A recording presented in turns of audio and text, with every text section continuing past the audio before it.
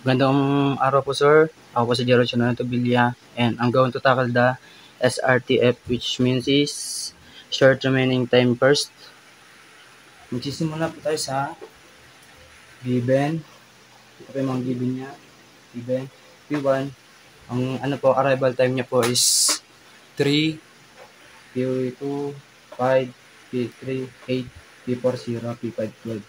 And burst time po ay, P1 naman ay 4, P2, 9, P3, 4, P4, 7, P4, ay P5, 6. Ang pinakamalit po na arrival time ay 0. Magsisimula po tayo sa 0. Mag-execute si P4 ng hanggang 3. Yan. Mag-execute siya hanggang 3. Dumating si P1 ng 3, kaya natigil yung execution niya sa 3. Yan. Dumagdag na si P1 dito. And then, siyempre po, na-minus yun siya ng 3. Naging 4 na lang po yung value niya dito. And then, siya pa rin po yung pinakamaliit. Tapos, siya pa rin yung nauna. Kasi, kahit magkabalik po sila, siya pa rin yung nauna lang siya mag-aarabatan niya. First number 3. And then, nag-execute siya ng hanggang 5. Tapos, dumating naman si P2 sa 5. Kaya natigil na execution ng P2. And then, lumagdag si P2 dito. Nabawasan siya ng 2. Nagiging 2 na lang. Siya pa rin yung pinakamaliit na na value. Kaya siya pa rin po yung execute natin. P4, nag-execute siya hanggang 7. Natapos na po si P4. Okay na po si P4. 0 na po yung value niya. And then, susunod na po natin si P1 na which is 4 din yung value niya. Nag-execute siya ng isa dito. Tapos, dumating si P3 sa 8. Nag-arrival ka niya is 8. Na-minusin siya ng isa, kaya magiging 3 na lang yung value niya dito. Tapos, sa pa rin po yung pinakamalit na value, kaya mag-execute pa rin siya hanggang 11. Yan, mag-execute pa siya. I-share na yung value niya. Okay na po si P1. Ang susunod naman natin ay si P3. Dumating siya ng P3. Ay, hindi. Dumating siya ng hindi pala dumating. Si P3 yung susunod talaga ng pinakamalit na value. Nag-execute si P3 hanggang 12 kasi dumating si P5. Nag-arrive siya ng P12. Arrival time niya is 12. Kaya tumigil na execution ng P3. Tapos na-minus siya ng sa P3. Ito, naging 3 na lang po yung value niya. Then, siya pa rin po yung execute natin sa susunod. Diba na siya pa rin po yung pinakamaliit na value. 5. Ay, hindi. P3 hanggang 15. Nag-execute siya ng 12 hanggang 15. Kaya po, 0 na yung niya, yung value niya kasi wala na iba mag-arrive.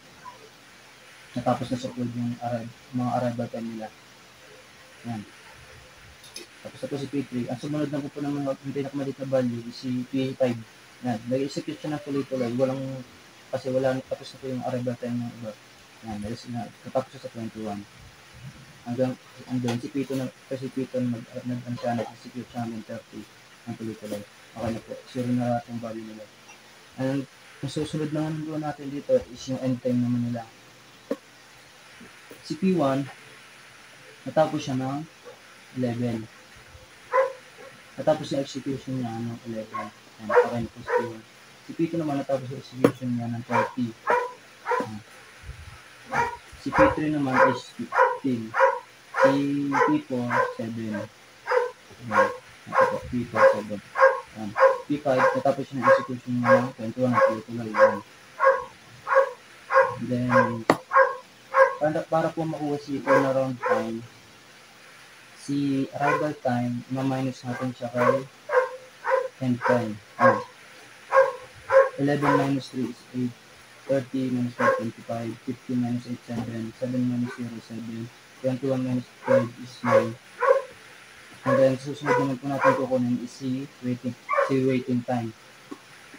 Kukunin natin yung value ng turnaround time kasi na-minus natin sa burst time. Ito po. Yung original po na value ng burst time. 8 minus 4, 4. 25 minus 9, 16. 7 minus 4, 3. 7 minus 6 then 0. 9 minus 6 is 3. Okay na po. Ang susunod na step naman po yung average turnaround time. Kukuha natin yung turnaround time dito, tapos ito pa-plus natin sa lahat. 8 plus 25 plus 7 plus 7 plus 9 is equal to 56. Ito po yung overall. Tapos po, kung ilan yung given na P1, P2, P3, P4, P5, ang P5 po, kaya 5 po yan. Tapos ang equal po ng 11.20. Dinivide po siya sa 56 divided by is equal 11.20.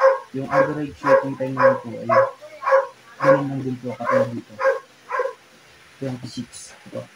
4 plus 16, 20, 23, 23 plus 3, 26. So, nakuha natin yung 26. Yan. Tapos yung ilan sila, 5. Dinivide natin siya na kung equal is 5.20. Yun lang po. Thank you po, sir.